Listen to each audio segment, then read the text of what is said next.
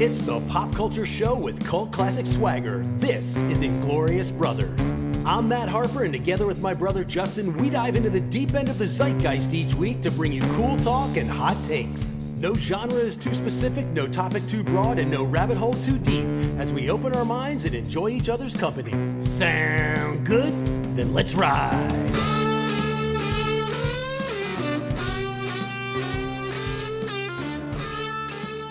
Hello and welcome to Inglorious Brothers. I'm Matt and I'm here with my brother Justin, and on today's show we're going to root around in the junk drawer for an assortment of absolutely random topics that have been on our minds of late but didn't quite constitute an entire show segment or fit into anything else we've been discussing. So without further ado, Justin, kick us off. I've brought the show up before, but it just ended its third season, and it is like, it's one of the best shows on TV, and I can't say enough good things about it. Shrinking on Apple TV Plus. This is a Jason Segel, Brett Goldstein writing project about a man who lost his wife in a drunk, or I can't remember if it's drunk driving or if it's drug driving, but it's a tragic car accident, and is now he's a therapist. He is a therapist, and it's about him navigating the time after. He's got a teenage daughter. His business partner is Harrison Ford, who's also a therapist, and there's another therapist character as well. But this show has so much heart, so funny, like there's so much going on with it that it's appointment television for my wife and I. It just makes you feel good. It has that same feel to me of of Ted Lasso, where like you kind of like, it feels so good, and you kind of like, why does this feel so good? But it's also so centered around mental health, and I think mental health is so important. And it's just one of the best shows on TV, man. Jason Segel is funny as hell. Harrison Ford in comedy is also very, very good. He plays he has Parkinson's in the show, at least in the second and third seasons.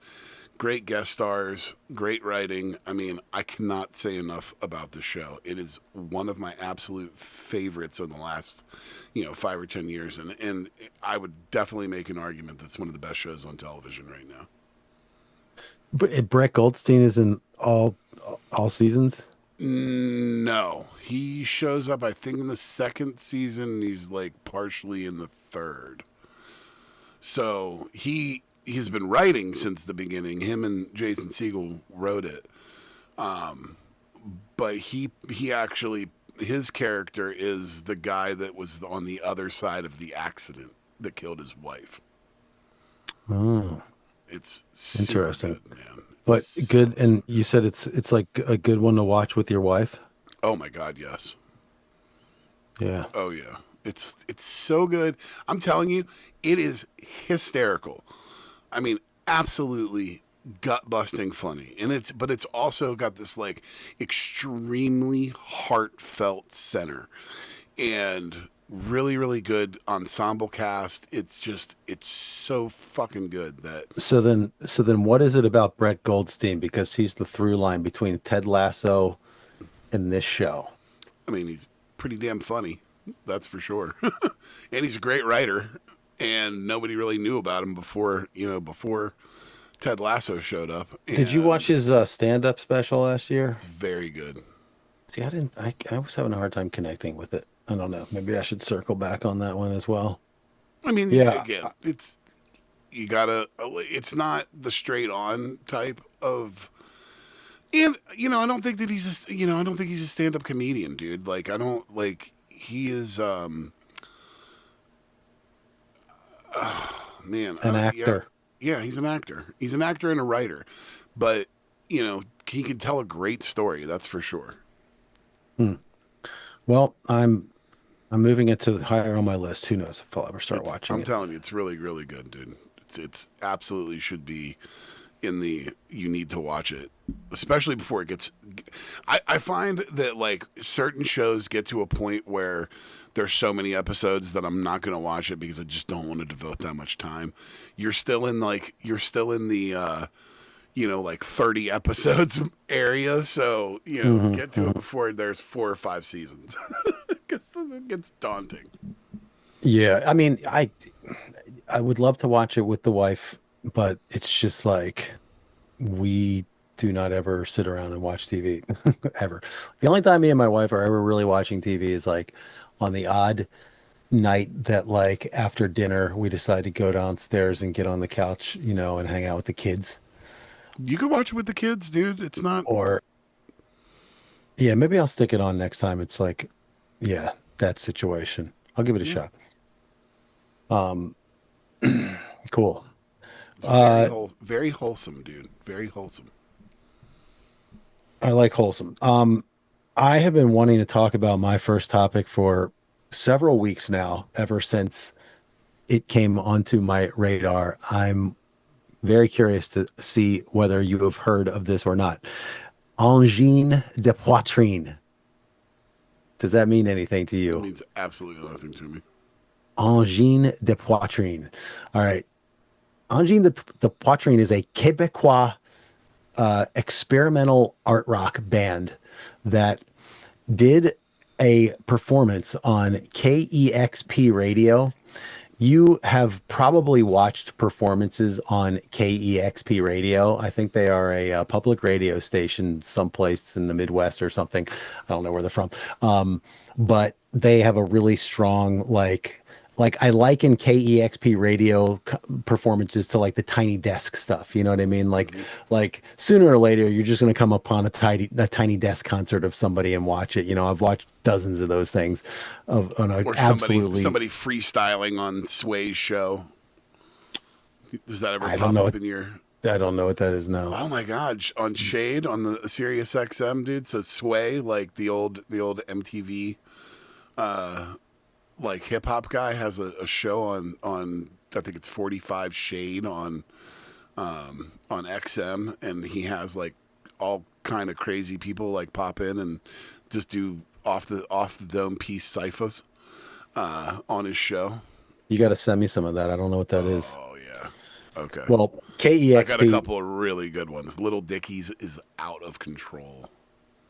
KEXP is like one of those ones that pops up in my feed a lot, like when I'm just like searching for live performances of people. So this group, Angine de Poitrine, did a performance on KEXP and it like caught the internet on fire a couple of weeks ago. It is an absolutely bizarre uh, uh, group. Um, it's two guys. The music they play is really, really cool. Like really cool. One guy plays drums, the other guy plays guitar. And the first thing about them is the look. They are wearing insane costumes. You cannot see who these guys are. And here, I'm going to put a link in the notes right now for you at the very top of my notes. Hold on. Throw this in here real quick for you. Just look at that link with the volume off, just so you can see what it is that I'm talking about. This band has just got an absolutely wild look. Oh my Polka God. dotted costumes, paper mache hats. They've got these big like proboscis noses. They do this like they don't talk. They do this weird like performance thing where they like make triangles with their hands. And there's like triangles throughout their like costumery and like their set decoration. Everything is like mad polka dots, all black and white with like gold accents. The guitarist has like he's got like paint on his hands and feet. He's barefooted and he's got paint on his hands and feet. And his hands and feet are painted the black and white polka dot motif that's like on the I was like, resto how is outfits he? of it. I was looking at it, I was like, how is this guy playing in gloves? And it's not. It's because his hands are painted. Thank you for pointing It's that out. it's completely wild, like absolutely wild. And you see him and you're like, this is ridiculous. But then you hear the music and it's like they're so badass. Like the music that they play.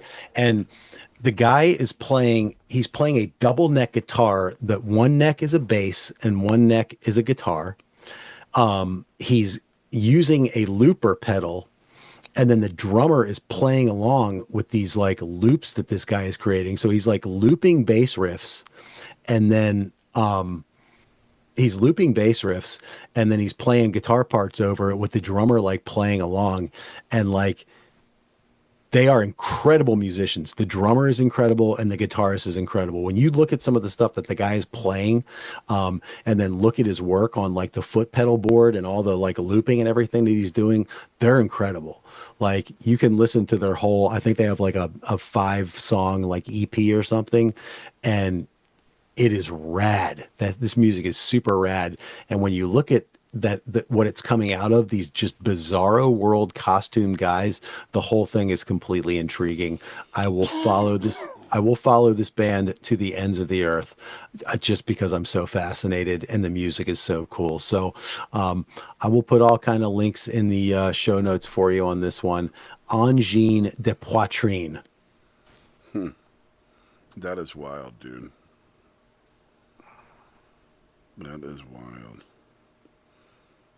Yeah, go down that rabbit hole for sure. Listen to their whole, watch that whole performance for sure.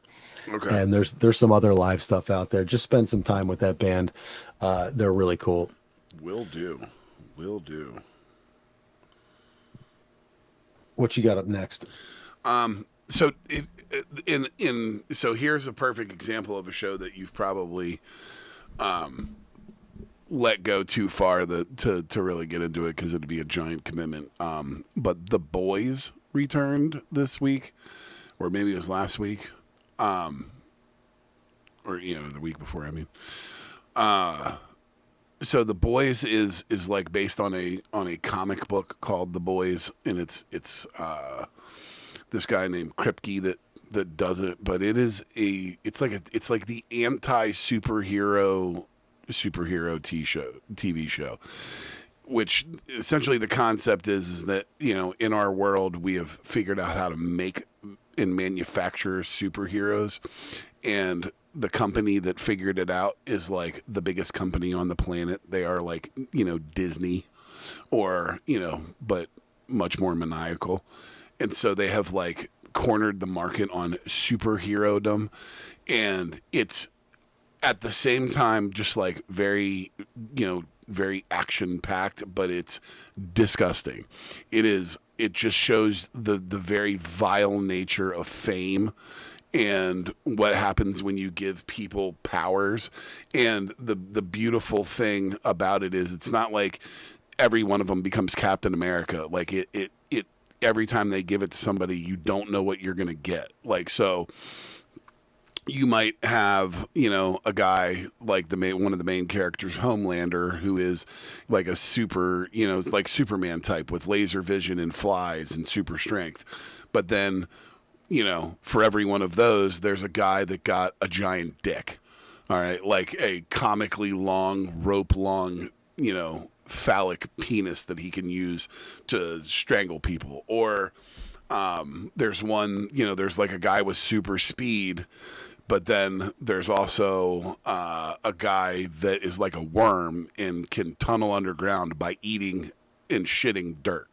So it's like you get this juxtaposition of not just good versus evil, but like mundane versus disgusting, all kind of wrapped into one. And the writing on it is really, really good.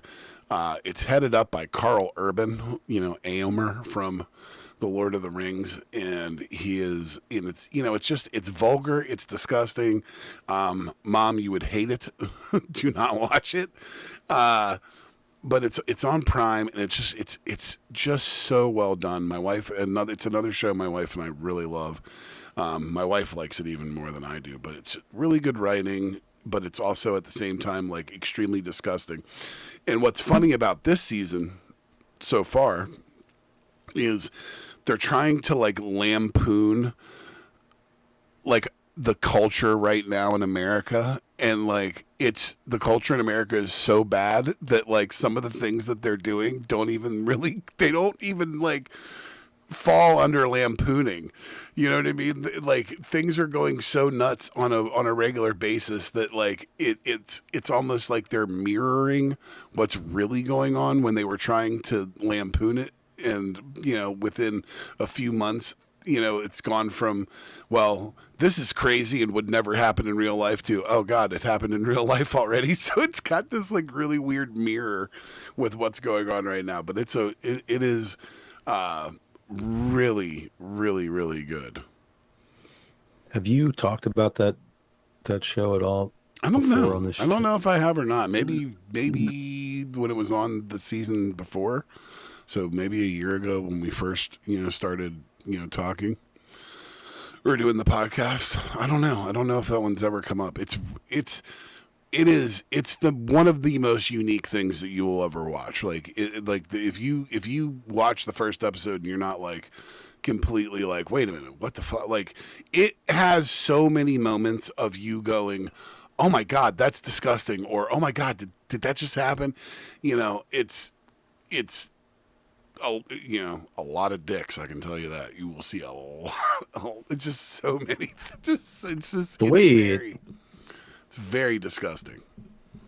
It's in a lot of ways, but like in a good way. Like, you know what I mean? It's gross, but it's like it's gross for this, because it's trying to elicit a response from you, and it wants it to be gross so that it juxtaposes the good things with the bad things, so you really get a balance of everything. It's really crazy. Mm-hmm. Another one for the list. My next one. Are you a fan of Anderson .Paak? I mean, not like highly. I mean, he's popped up on my radar a number of times. Great drummer, I can tell you that. The guy can play the shit out of the Skins.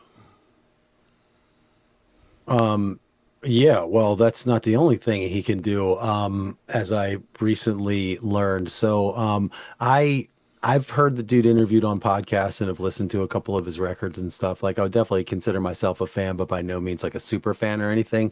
However, I caught a live performance of his on YouTube. Total like stumbled upon kind of situation. I think it was him like up in Seattle or something like that. It was a really, really well produced bit of concert footage. I could be totally wrong about Seattle thing.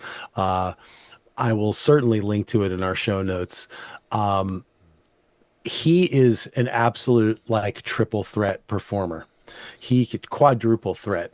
And if you watch this concert, you will see what I'm talking about. First of all, it's very inventive, just the staging and everything. And he, ostensibly is like, a rapper, a hip hop guy, but there's a lot more going on in this show than like a guy rapping over beats. First of all, like you said, he's a great drummer. He routinely throughout the show is playing drums, but not on every song. Some songs he's just the rapper. Some songs he's on the drum set and he's singing. Like he can do it all. He's also got a whole like stage show with like dancers. His band is doing choreographed moves. He jumps into it with the dancers sometime and is like doing complicated dance moves with them, and then like, but he's rapping at the same. Like, this man is an incredible performer that I did not realize he would be 100% at the top of my list of like live performances that I would like to see. He's number one right now. Like, if I get the chance, I am going to see Anderson .Paak, because like, you watch this show, and you'll be blown away. And the music is great. And he's just dynamic and electric and a phenomenal Yeah, guy. So he's got a crossover into the video game world too. When GTA GTA 5 did their, or GTA Online I should say, did their probably biggest like DLC drop, or like added content drop of the last, whatever, 13 years that game's been out, 12 years that online version of that game's been out. They did a DLC with Dr. Dre, where Dr. Dre is at the center of it's called The Contract, and you essentially are out doing some dirty work for Dr. Dre, but at the very end of it, you end up at Dr. Dre's recording studio, and after you take out all of the thugs that have taken over the recording studio, you get a little private recording session with Anderson .Paak and Dr. Dre and Jimmy Iovine are all like in the room with your character. that's rad. Yeah. Yeah, Anderson Pocket. Check out the link. It's like a little over an hour long. It's fantastic. It's really good. I like those kind of performers that can like do it all, like a Bruno Mars type. The guy's like James Brown level dancer, but he can also like sit back there, play the drums, and like sing perfectly. Very impressive. Yeah. You're up. So, this guy I know, his name is Corey Hyder. He is, I met him through work. He used to work at the dealership that I work at. And this guy has 250 or 300,000 followers on Instagram. He makes these videos what he does now is he's a contractor. He goes in and cleans out bank houses that have been foreclosed for the bank. So like the bank hires him to go in and clean out these just disgusting shitholes. And that is his job. Well, while he does that, every once in a while when he comes across some crazy things, he records it. And this dude, first off, this guy is funny, one of the most naturally funny dudes that I've ever met in my entire life. I've met him, probably 10 times at this point over the last couple of years. And the first time I met him, he was in the desk office at the Honda store. And I watched this guy for 10 minutes just do, a hot 10-minute set in front of, these 10 people. And literally there isn't a dry eye in the house. We are dying we are all laughing our asses off. This guy just is purely funny, just off the cuff. What was he talking about? Huh?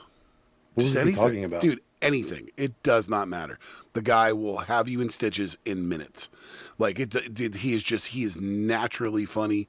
He tells great stories. But I'm telling you, And you said he has 100,000 followers on Instagram? he has like 300,000, like 275,000. Well, the video that made him famous is this egg tray thing. Did He you was going link through this to it? house? Huh?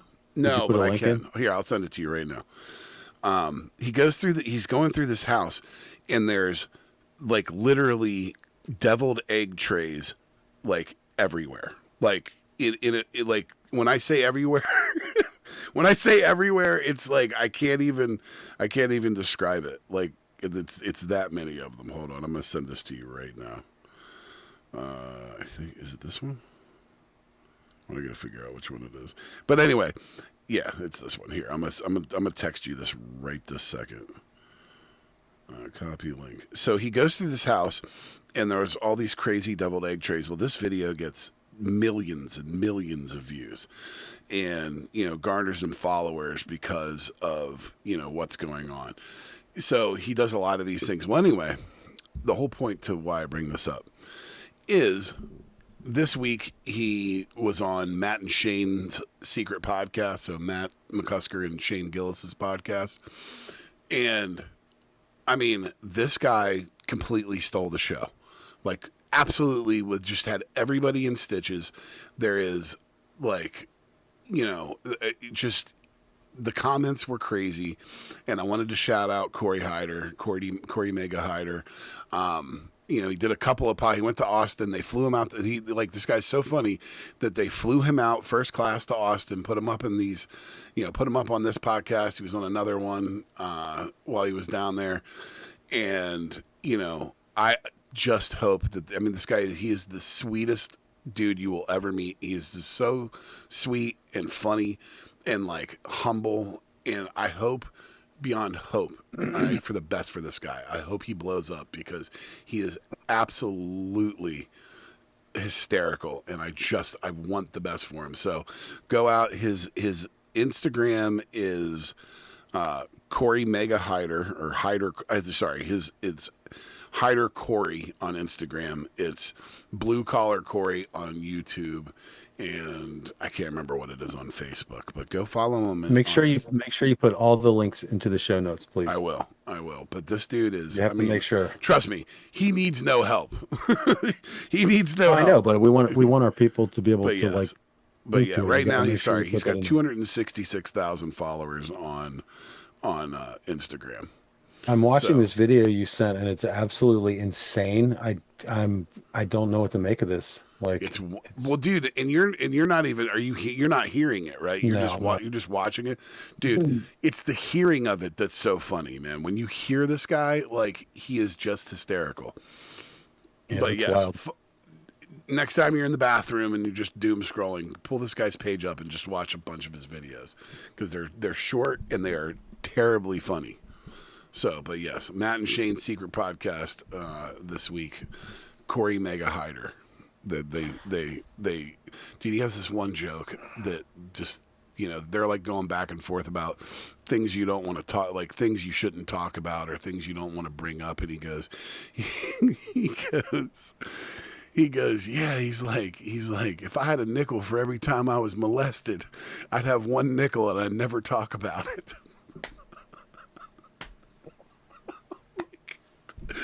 Oh, nice. So funny. All right. What do you got? Or do you want to, or should we take a break and then come back? What do you think? I can do another one. I have another music related recommendation. I may have mentioned this a couple weeks ago when we were doing like the Lennon docs. But if you are a Chili Peppers fan, got to check out this new documentary that just dropped called The Rise of the Red Hot Chili Peppers, Our Brother Hillel. And I will tie that in with a video that just came across my desk in the past week, which is the Chili Peppers performing at Chad Smith's kids' school. They were like, yes, I've seen. Did you see that? Did you see that it was like field day or something like that or something? They had no, it was Halloween, I think, and they were. It was like the Halloween Day parade or whatever, and like they had all the kids haul into the auditorium for something, and there's like a band set up on stage. They're all in costume, and it's the Red Hot Chili Peppers. And they played that. What's the name of that song they played? Can't Stop. Yeah, Can't Stop. Yeah, that was good. But there's a doc out now, and it's all about the original guitarist for Red Hot Chili Peppers, Hillel Slovak, who died of a drug overdose. And there's just a ton of great footage, and it's just like well done, and it's really cool to see the Red Hot Chili Peppers at their inception, because they were kind of always exactly who they are, and yet like they're just so raw. And like I completely forgot about how like George Clinton was like just their buddy and like totally produced a record with them and hung out with them for months and did tours with them and stuff. I mean, it's just absolutely wild. So really good for on-air production meeting. Another topic we should do is Rick Rubin produced albums. Wow, that's a giant list. I know, but we each pick out one or two of our favorites. Because didn't he did Blood Sugar Sex Magic, right? Isn't that Rick Rubin? Wouldn't be surprised. I don't know. I don't have his thing memorized, but I know he's done like 100 of the biggest albums in the past 30, 40 years or whatever. Um, yeah, just Rick Rubin in general. The career of Rick Rubin would make a delightful subject. Um, yeah, and if you want, I can shoehorn in one more music recommendation, then we could take a break. Sure. That is a power pop indie rock band called Rat Boys. They are from someplace in the Midwest. They were recommended on a podcast. Yeah, they're from Chicago. And they just dropped a new album, came out in February, called Singing to an Empty Chair. I'll link. If you are into some just like incredibly well written, like indie power pop, uh, indie folk, indie rock, so good. I was just relentlessly humming one of these songs by this band. I think it was like the second track on the record called, what was that song called? Know You Then. Could not get it out of my head and just wanted to listen to it over and over and over again for the next 4 days after I first heard it. Check them out. Good stuff. It had me. I find that like a lots of these, there's so many bands that come out now, and you just can't help but like do that thing in your head where it's like they sound like this band crossed with that band, and it was the same thing with this. I was just getting so many vibes of like other bands, but in a good way. I don't know. I really enjoyed it. Female lead singer, and just like really Oh, I love really a female lead singer, man. really well Sucker for crafted that. pop songs. So yeah, that's Rat Boy, Rat Boys, Rat Boys. So I'll recommend that for you again. Look for the link. Let's hold it there, and when we come back, we'll talk about some more random stuff. How's that? Sounds good to me. All right, stay with us. Please check out our other show, Beyond the Slipstream, a weekly podcast about pro cycling, and oh, did I mention pro cycling? We're kind of obsessed. Search and subscribe in Apple Podcasts, Spotify, and YouTube, or click the link in the show notes. All right, we're back, and Justin, I believe you're up on this junk drawer episode of Inglorious Bastards. Give me something sweet. So after talking, we talked about Shia LaBeouf a couple of, 2 weeks ago, Yeah. and so I was like cruising through something, and I ended up stopping on The Greatest Game Ever Played. All right, which is this golf movie, this like kind of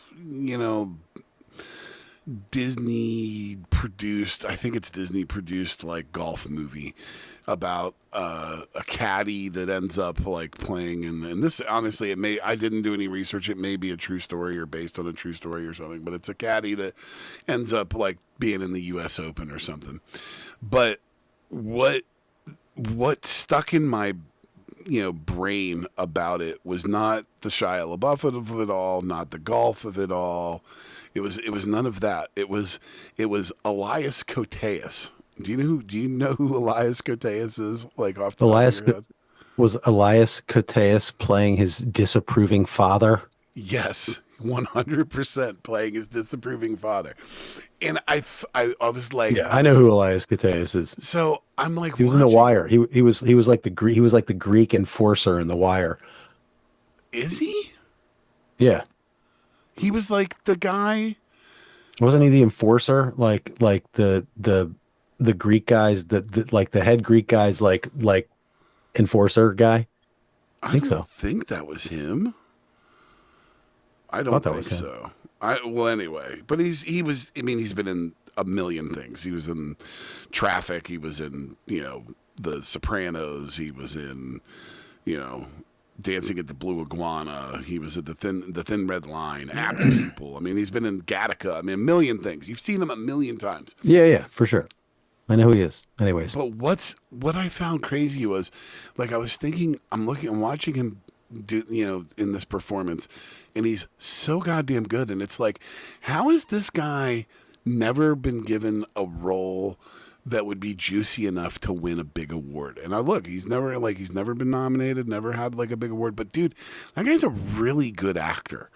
like a really really good actor. And it's funny to me how like you can be a actor that's worked every year for the last 40 years and be very very good, but also like not really, not get a quality, not necessarily a quality, I shouldn't say that, a role that you could really dive into that would be, Oscar worthy. And it's like, it's crazy how Hollywood has these actors that are like that. But he does such a great job, dude. Like, he is so believable in like, as like the overbearing, like, don't chase your dreams, son. He was like Danny Aiello in the Bike movie. All right.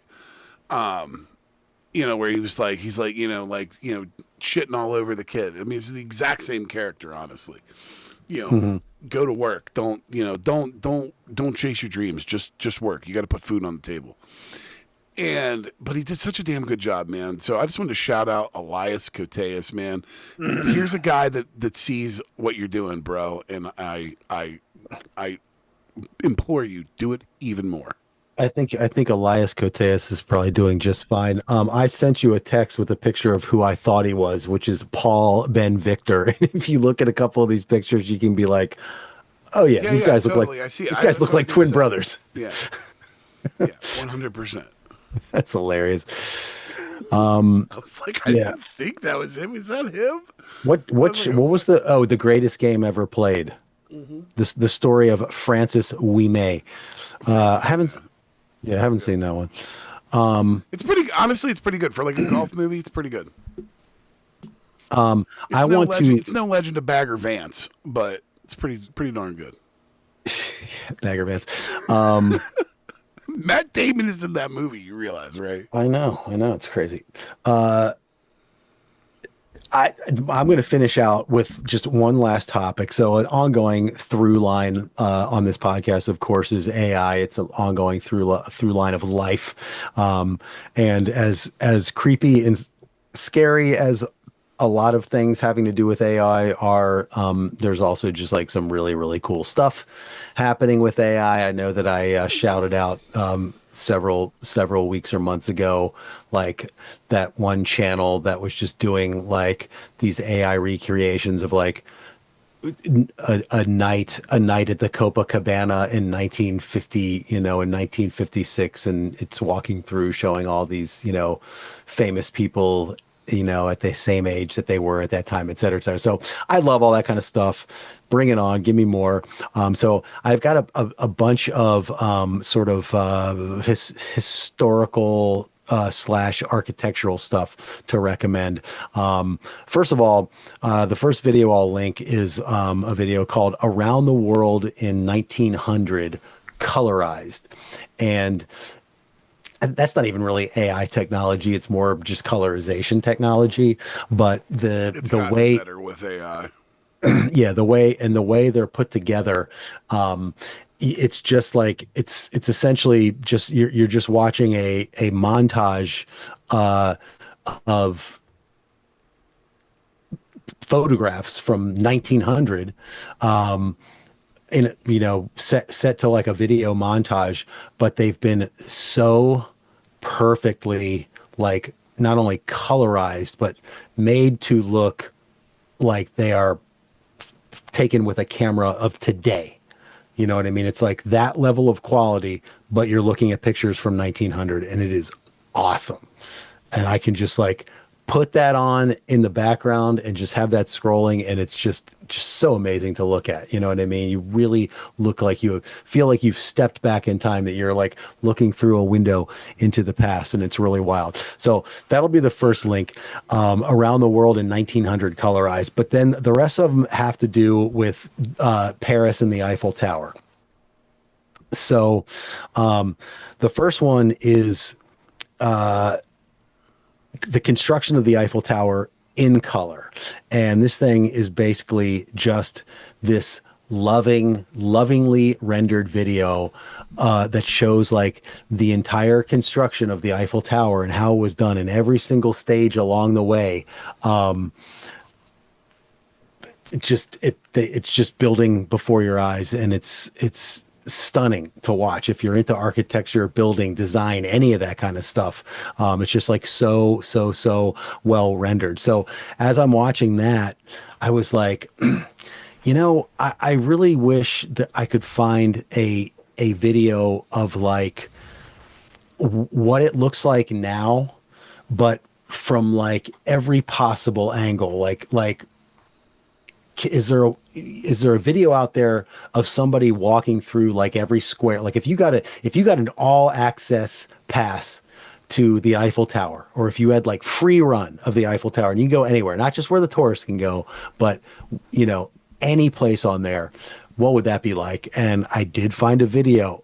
It was a TikTok video. It's the Eiffel Tower, explore all 3 floors in 3D animation. And so if you're into something like that, you got to check that one out, because you'll literally be able to get a look at like almost every square inch of that building. And then the last one on the Eiffel Tower that I found was how long can it survive? And this is a piece about how the rust on the Eiffel Tower is spreading, and it posits the idea that this thing cannot last forever. And it also gets into the politics of like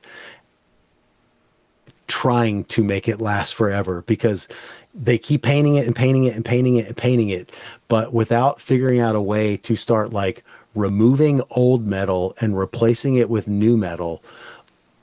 It's just not going to last forever. You're not going to be able to keep propping it up with more coats of paint. The metal is breaking down from within.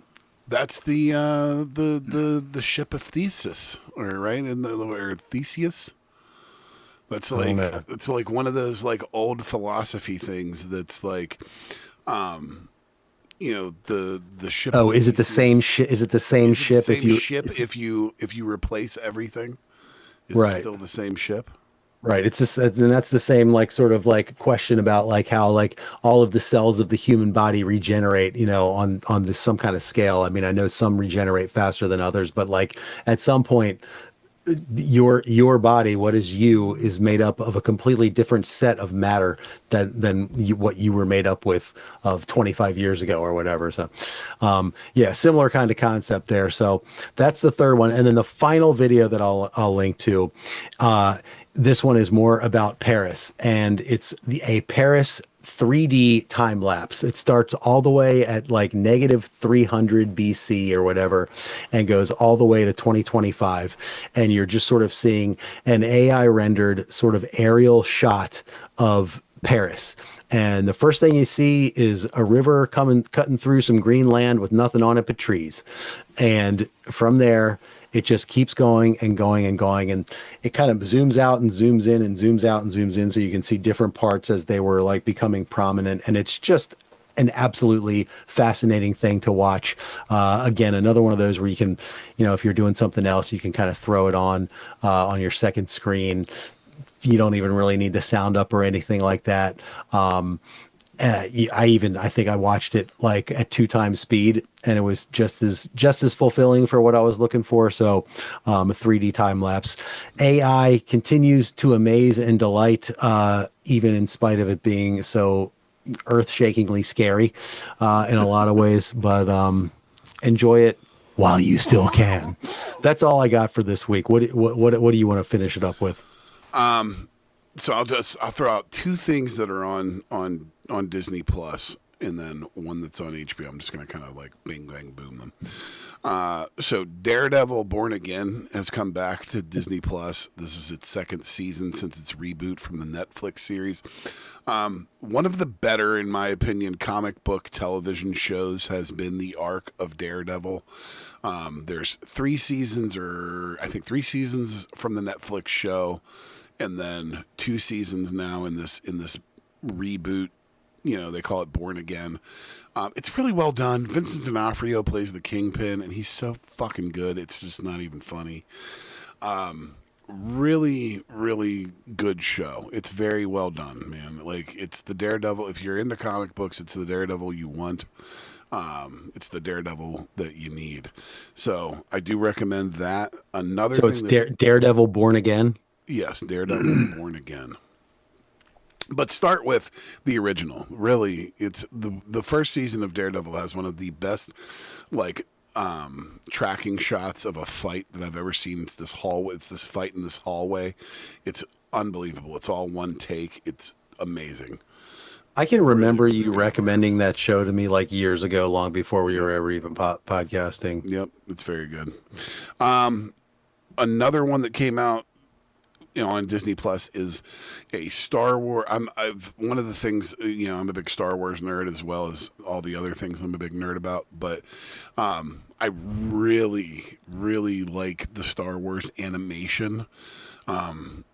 Specifically like the Clone Wars, and which was a long running 7-season television show, and then they have subsequently did Rebels and The Bad Batch, all of which I love, but they have just come out with another one that kind of fits just post Clone Wars about Darth Maul, called Maul Shadow Lord, and it's so well done and so well written. It's just, it's amazing how good the medium of animation has become. And there's so many different things from, Rick and Morty to, the raunchier side of like the, Family Guy, to the anime stuff, to, so many different things. But, Dave Filoni is the guy that heads that. He's the new head of like the Star Wars division. Kathleen Kennedy is now gone, and he's been like the creative director for a lot of years. So now he's at the head of it, and so it only means good things because he's a super fan. It only means good things for the Star Wars franchise. So, Maul Shadow Lord, big recommendation. And then the last thing that I have is The Pit on HBO is now finished for its second season. I can't recommend this show enough. It is very, very good. It is a medical drama unlike any medical drama that you've probably ever seen. It's very, very real and very visceral. Acting is great in it, but it has the best cliffhangers from episode to episode of anything that I've ever seen. I can't tell you how many times I've watched an episode of that show and it goes, to the credit, the credits pop up and I'm just like, no, like, don't stop there. And it's they do such a good job of that. And so I can't recommend that one enough, man. The Pit on HBO is very, very good. It'll be a show that gets away from you because it's like 15 episodes, per season. And it's one of those like shows like 24 where it's like hour by hour. So it's like you're doing this hour from, 9 a.m. to 10 a.m., 10 a.m. to 11 a.m. And so it goes through 15 hours of time. It's set in Pittsburgh, which also doesn't hurt because, that's kind of where I live. Yeah. Good stuff. But that's it, man. That's all the news that's fit to print. Well, it's been an enjoyable one for sure. I'm glad we have gotten a chance to get into all of that stuff because I've been wanting to talk about a lot of that for a while, and now I can cross it off my list and start filling up my junk drawer again, because we'll probably do this as a recurring segment, I would imagine, moving forward, although we'd like to come up with a better name. But all in due time. Yeah. Lovely potting with you today. Thanks for listening, folks, and we hope you'll join us again next time here on Inglorious Brothers. Adieu. Inglorious Brothers is a Harperama production and a part of the Harperama family of podcasts. You can find us on Apple Podcasts, Spotify, and YouTube. Please like, subscribe, and follow, leave a 5-star review, and most importantly, tell all your friends about us. Thanks for listening. Talk to you next time. And, arrivederci.